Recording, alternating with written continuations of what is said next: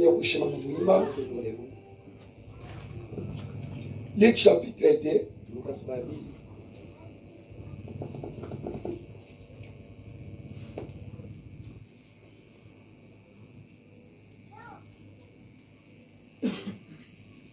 Verset 25. Et voici, il y avait à Jérusalem un homme appelé Siméon. Cet homme était juste de pied. Il attendait la consolation d'Israël. Et l'Esprit Saint était sur lui.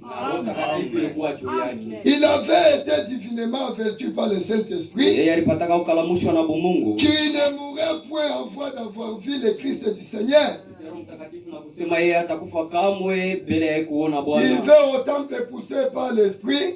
Et comme les parents apportaient les petits enfants, Jésus, pour accomplir à son égard ce qu'ordonnait la loi, il le reçut dans ses bras,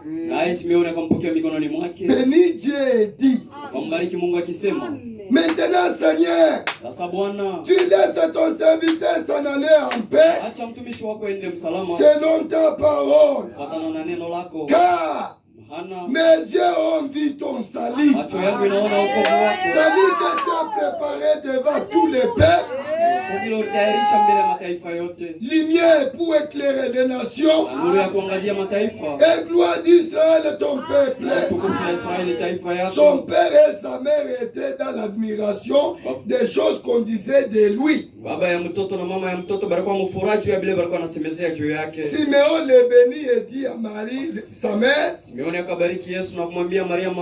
voici cet enfant est destiné à amener la chute et le relèvement de plusieurs en Israël.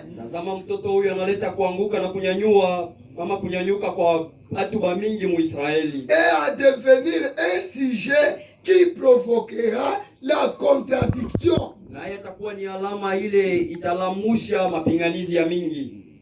Unaweza kuikala. Mungu ongeza mabaraka kusoma neno lake. Asubuhi ya leo, ce matin, nous parlons sur la prédication qui dit Dieu tient sa parole. Amen. Dieu tient sa parole. Tunasoma andiko. Venons de lire l'écriture yulu ya mtumishi wa Mungu Simeon. Sur le serviteur de Dieu Simeon. Huyu Simeon, c'est Simeon, alikuwa ni mtumishi wa Mungu kule ku temple ya Jerusalem. Temple de Jérusalem. Alikuya kule, il était là-bas, na alikuya anesha kukomea, il était déjà vieux, alikuwa anesha kuseka, il avait déjà vieilli. Mais miandiko inatuambia, inasema les écritures nous disent que Simeon wakati ya kuzaliwa kwa Yesu, au moment de la naissance de Jésus, siku ilienea quand le jour est venu ya kwenda kumupeleka kumbele ya Bwana, aller les consacrer devant l'Éternel kufuatana na desturi yapo, selon leur coutume. Sasa maintenant, c'est Simeon, alikuya na Roho Mtakatifu ndani yake, Saint-Esprit en lui. Na Roho Mtakatifu alikuyaka, anamwambia, anasema, il lui avait dit, wewe Simeon, toi Simeon, hautakufa kamwe, tu ne mourras jamais, pasipo kuona, sans voir, pasipo kuona, sans voir Kristo Bwana, le Christ Seigneur. Bwana Mungu atubariki.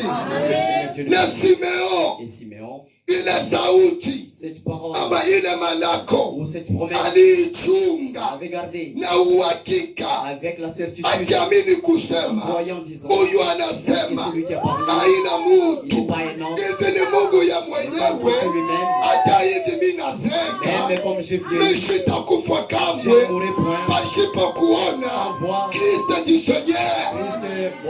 Bwana Mungu atubariki. Alikuja pale na wakati aliweza kusema ile mambo, batu walikuwa wanamuona sasa huyu mtu ni buse. Les gens voyaient comme si cet homme il est déjà vieux, c'est la vieillesse qui le fait ainsi. cet âge qu'il a, ububuse ubu avec cette vieillesse eko nasema mais il pense ashitakufa que kamwe je ne mourrai jamais pasipo sans kuona voir Kristo ni senye. le Christ Bwana. Bwana Mungu atubariki. Na Simeo hata vile watu walikuwa na katala, Comme ça que les gens alikuya na hakikisho, avaient la certitude, ye alijua lui kusema savait que huyu analaka aina mutu, huyu analaka ni Mungu mzima, safina ni Mungu yeye ashitalanda, ashitalanda. Hata mina seka je, hata mishitoke tena même inje, si je ne parviens même pas à sortir lakini dehors, mina mais jua je sais Mungu Dieu kupitia Roho Mtakatifu par yake son Saint-Esprit alinilaka m'a kusema promis que mishitakufa je ne mourrai point, macho mes yangu yeux pasipo kuona sans que mes yeux Mwokozi. ne voient le Sauveur. Bwana Mungu Et atubariki. Seigneur Dieu le bénisse. Na alikuwa iko na chunga na uhakika wa moyo Et il attendait avec la certitude du cœur malako ya Mungu. la promesse de Dieu. Leo Aujourd'hui, batu mingi beaucoup de gens, beko na beba malako ya Mungu, ils prennent la promesse de Dieu. beko naona sa vile ni mtu aliweza kusema. Ils voient comme si c'est un homme qui a parlé cela. Ndugu yangu na dada ya Frère ainsi que ma soeur, Mungu huyu et tunaamini Dieu que le croyant, malako yake la promesse, ni ndio na amina. Malako yake uitike ukatale, inabakia malako ya Mungu. Munamuna yote ile yeye aliweza kulaka inapasha mpaka itimilike. Kama yeye anasema, si lui dit, hata wewe unakataa, même si toi tu refuses, mais inabakia ndio na amina. cela reste néanmoins le oui et l'amen. Inabakia ni ndio na amina. Ça reste le oui et l'amen. Batu waliweza kumshangaa Simeo. Beaucoup de gens ont pu s'étonner de ce que il disait. Est-ce que huyu mtu Est-ce que cet homme, tangia tunaanza kuchunga depuis qu'on attendait, baba banakufwa, nos pères sont morts, viongozi vyetu nos banakufwa, pères sont morts, meye mais lui, na ububuse avec sa vieillesse, eko nasema il dit, ashitakufa il ne mourrait jamais pasipo sans kuona voir Kristo Bwana. le Christ Seigneur. Asema hapana, Ils ont dit non. ikusa akili, Yes. Son intelligence, akili ikusa ina son mutenge, intelligence peut-être bougée. akili ya Simeo L'intelligence de Siméon, haikumutenge. il n'avait pas Simeo Siméon, alikuwa ni mwaminifu, c'était un croyant. alimwamini Il Mungu avait cru Dieu. ya kujua kusema Disant que wakati anasema quand il a dit, kunaishi, c'est fini. wakati Mungu anasema. Quand Dieu a parlé, Ndugu yangu na dada mon yangu, frère ainsi que ma soeur, cheza na masauti ya bantu, joue avec les paroles des hommes, cheza na malako joue avec les ile promesses fresha que le frère anaweza kukulaka, fait des promesses. mimi naweza kukulaka na mimi nashinda Que kutimiza. je manque à accomplir cela. Mtu wote anaweza kulaka na anashinda kuitimiza Et vile. je manque à accomplir Na cela. miandiko inasema nini? Mais que dit les Écritures? Misemo ya bana Les paroles d'hommes. ijulikane kuwa ya bana, Cela reste ou soit reconnu comme yangu mensonge. mimi ya Mungu Mais mes paroles à mon Dieu, ijulikane kuwa ya et bana. cela soit reconnu comme la Ndugu yangu na vérité. dada Mon yangu, frère et ma soeur, kama huku na beula manako ya tu Mungu, es en train de négliger la promesse de na Dieu. siku Et moja un jour, utabakia huku na shanga, tu resteras en train de t'étonner. utabakia huku na Tu regrete, resteras en train de regretter. mais wakati shakupita. Mais il n'y aura plus de temps. Dieu tient sa parole. Mungu eko nashimamia neno lake. Mungu anashimamia neno lake, Dieu tient sa parole. asiwezi Il kulanda, ne peut jamais mentir. asiwezi Il kubadilika, ne peut jamais changer. parce que miandiko inasema Puisque les Écritures Yesu disent Kristo que Jésus ni Christ sawasawa est le même jana, hier, leo, aujourd'hui, hata milele. éternellement. Vile alilaka Tel qu'il a promis, il alivitimiza, a accompli. na vile tena Et alitulaka c'est qu'il nous a promis. muna yote Il atavitimiza. va les accomplir. Hata tunasema tutaliamini, Si on dit qu'on ne va pas les na croire, siku mais itaenea le jour viendra yavyo où kutimilika. ça doit s'accomplir. Mon frère, Kama ulikuya si tu mbali étais loin, au lamata ile tu malako, t'attaches pas à cette promesse, utabakia huku tu nalia, seras en train de pleurer, me itakuya kunesha mais kuisha. ce sera trop tard pour toi. Bwana Mungu Et le atubariki. Seigneur Dieu le bénisse.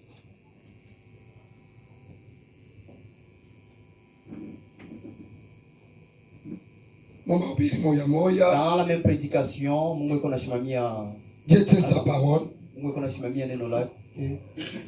Simeoni kisha kumulaka, après lui avoir promis, ashikule ngame hapana, il n'était pas distrait. Alibakia eko na chunga, il est resté en train d'attendre aone kutimilika kwa ile Mungu aliweza kumulaka, de ce que Dieu lui avait promis. Dieu tient sa parole. Mungu iko nashimamia sauti yake.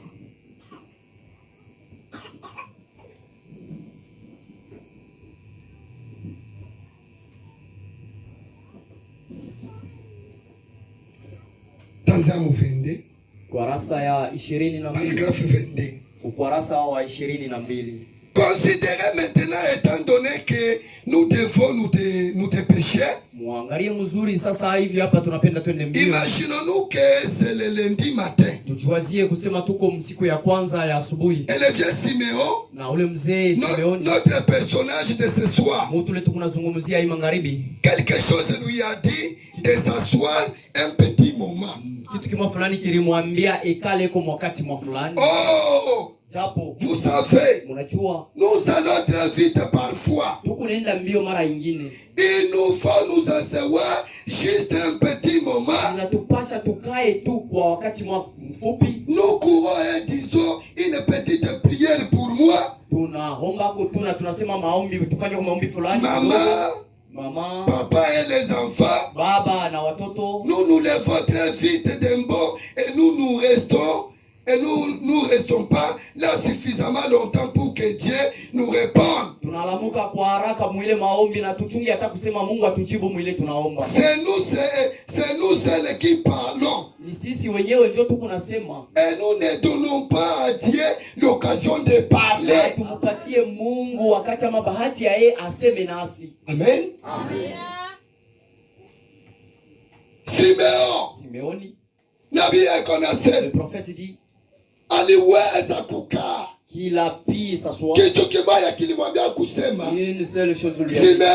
Simon. Ikala kombele muite kikai. Assis-toi dans paix. Na Simon alikala pale. Il s'est assis là. Mais nabii akonasema. Et nous, hatuna na ile wakati. Nous n'avons pas ce temps ya kuikala kotu. Tukunaikala ni kaloko. Nous restons juste un peu. Tunaomba kaloko. Nous prions un peu. Baba na mama tunaomba mbio mbio. Papa et maman nous prions. Kila mtu yuko na lulumia kalale. Il veut aller dormir. Hatuna na wakati. Nous n'avons même pas de kuikala saa mrefu. D'attendre beaucoup de temps là. Yulu ya huyu Mungu. Attendre c'est Dieu. Batu wabana na wakati. Les gens n'ont pas ce temps. Ya kuikala wakati mrefu juu ya Mungu. Beaucoup de temps pour Dieu. C'est pourquoi utaona batu leo. Vous allez voir. Neno la Mungu inahubiriwa 30 minutes. C'est 30 minutes seulement. Mtu anaanza kuangalia kumkonkusa. La personne commence à regarder sur sa mtu anaanza kuangalia. Commence à vérifier ndugu yangu na dada yangu. Tunapaswa kuikala. Nous devons rester. Wakati ya kusema kwa Mungu. Au moment où Dieu nous parle. Tunapaswa kumpatia wakati ya nous devons l'accorder le temps qu'il puisse nous parler. Na wakati yetu. Et notre temps aussi. Yashi kumwambia na shibu. Et lui parler aussi. Na shibu tunapaswa tena. Nous aussi nous devons kuikala na kukawa pale. Pouvoir rester là. Tukunamwambia Mungu. Parce que neno la Mungu mahubiri hizi kunafanyika. Ni Mungu eko nasema wewe una na wakati ya kusema hapa. Bata kupatia wakati kisha wewe kushikia sauti ya Mungu. Bata kupa wakati ama wakati utaenda kunyumba utabeba kwa wakati ya wewe kumwambia Mungu na kumwambia kuzuri kwa Mungu. La bonne façon de parler à Dieu, c'est lui. Kufuatana na neno lake. Parler selon sa wakati parole. unashika sauti ya Mungu, tu as écouté la parole de Dieu. Ile sauti ya Mungu unapaswa kutembea nayo. Tu dois marcher avec elle. Unapaswa kuikala nayo pembeni. Tu dois demeurer avec elle à côté. Nous sommes des rimina. Batu balebe kona kuria na kwanza kurisha vile vitu. Kisha après avoir manger, nous partons à un endroit, c'est qu'on a mangé, on commence à le faire sortir, et on commence à remanger cela.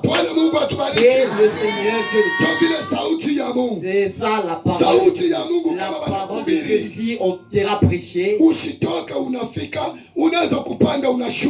sors pas et tu commences à déambuler, tu montes, tu descends. C'est une fois sorti à l'église,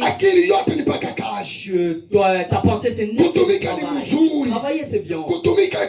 Travailler c'est bien. Mais quand tu travailles, n'oublie pas la prédication. N'oublie pas la parole de Dieu. La bonne façon de travailler d'un enfant de Dieu, c'est travailler. Vous travaillez tout en réfléchissant sur la parole de Dieu. Vous travaillez tout en méditant sur ta vie de demain. Travaillez en disant, moi ici où je travaille, si je mourrais, avec quoi il reste? Si je mourrais, de l'autre côté où je vais, comment est-ce que ce sera? De l'autre côté, là où Lazare, avec ces jeunes hommes riches, ils se sont rencontrés là-bas. De l'autre côté, travailler c'est bien. Tout ce que nous faisons c'est bien. Et quand nous allons quitter ce monde, que pourquoi nous démenons, nous n'allons rien emporter.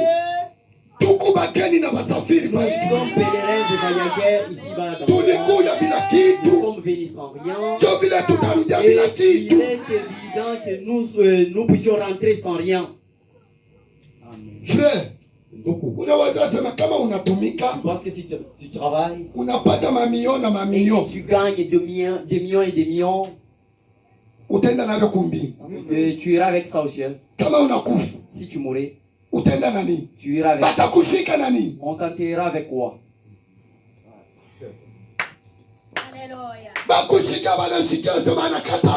Au moment où on écoute seulement qu'il a rendu l'âme,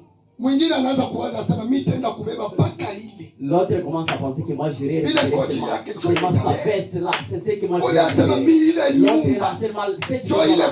C'est ce que je vais récupérer. L'autre aussi seulement se veut sa moto là. C'est ainsi mon frère. Vous ne pouvez rien apporter. C'est bien de ce monde. Tel que tu es venu sans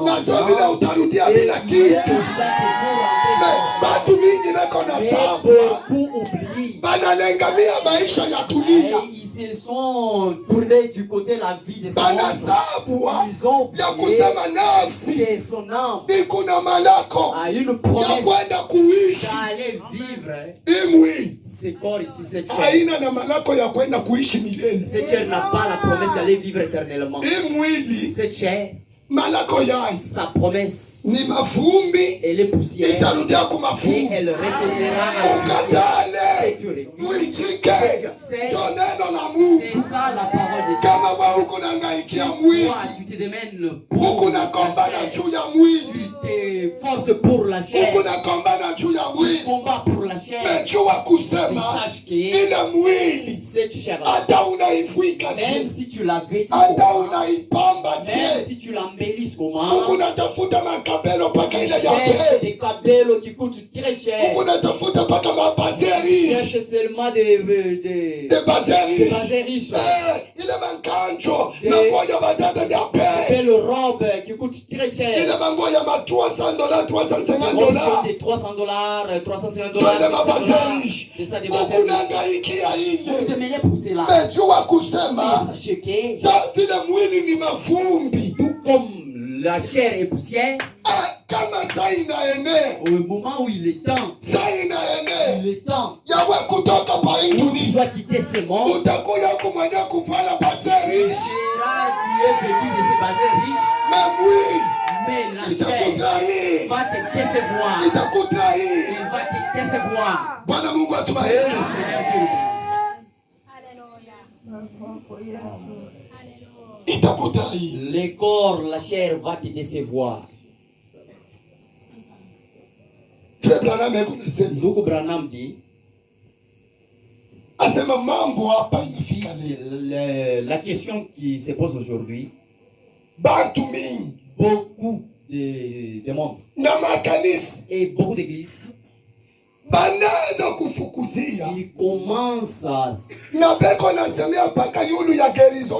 ils commencent à parler toujours sur la guérison divine. La guérison divine. C'est ce qu'attend beaucoup de monde. Mais la guérison de son âme, les gens n'ont même pas l'état d'en parler. Mon frère et sœur, nous pouvons prier pour toi. Tu avais la cela est terminé. Tu avais le paludisme a pris fruit. Et demain ou le lendemain, tu meurs seulement. Tu as dormi, tu meurs sans problème. Nous pouvons prier pour toi. Le cancer se termine. Et le lendemain, on t'écrase. Nous pouvons prier pour toi. Le ventre va terminer. Mais après qu'on ait prié pour toi, le paludisme t'attrape et tu vas mourir. Mais si nous parlons sur l'âme, nous prenons un moment et que nous sommes assis, nous prenons un peu de temps parler sur cet homme intérieur. Parce que l'homme est des fois, il y a ce que vous voyez extérieur, qui est d'extérieur, l'homme extérieur, la chair que vous voyez. En dedans, à l'intérieur de cette chair, il y a un autre homme. C'est lui qui s'appelle âme. Ce n'est pas seulement moi qui est comme ça. C'est tout le monde qui est comme ça. C'est comme ça que Dieu a créé tout un chacun de nous. Maintenant, cet homme extérieur, la chair ici, sa promesse est de retourner, de rentrer à la poussière. Où elle a été retirée, c'est là où elle va retourner. Mais l'homme intérieur, celui que vous négligez, celui pour qui vous ne devez pas, vous montez, vous descendez, vous prenez soin. Comment est-ce que je vais payer les parcelles? Comment est-ce que je vais payer des maisons? Comment est-ce que je vais payer des photos et des maisons, des véhicules? Je vais faire comment? Déjà aussi en Belgique. Tout ce que tu feras dans ce monde, c'est juste pour la chair. C'est juste pour cette chair. Et tout cela, il n'a pas l'intérêt de l'âme. Le bénéfice ou l'intérêt de l'âme, c'est ce que tu es venu faire ici. Dans ce que tu as toujours fait dans ta vie. Au moment où tu t'approches de la maison de Dieu, tu écoutes la parole de Dieu, cette parole de Dieu. Et qui réjouit l'âme. Cette parole, l'âme à l'intérieur, elle brille. L'âme est en train de claquer. Elle sautille. Pourquoi?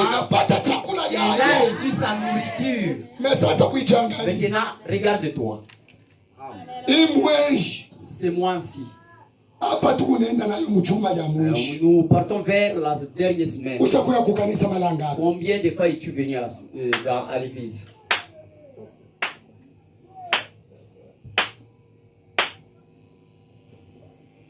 Et le Seigneur Dieu le bénisse. Nous posons la question. C'est moi-ci. On ne parle pas des derniers mois où tu t'absentes. Nous parlons de ces mois que nous avons. Fais l'inventaire. Combien de fois es-tu venu à l'église? Mon frère, est-ce que ma soeur?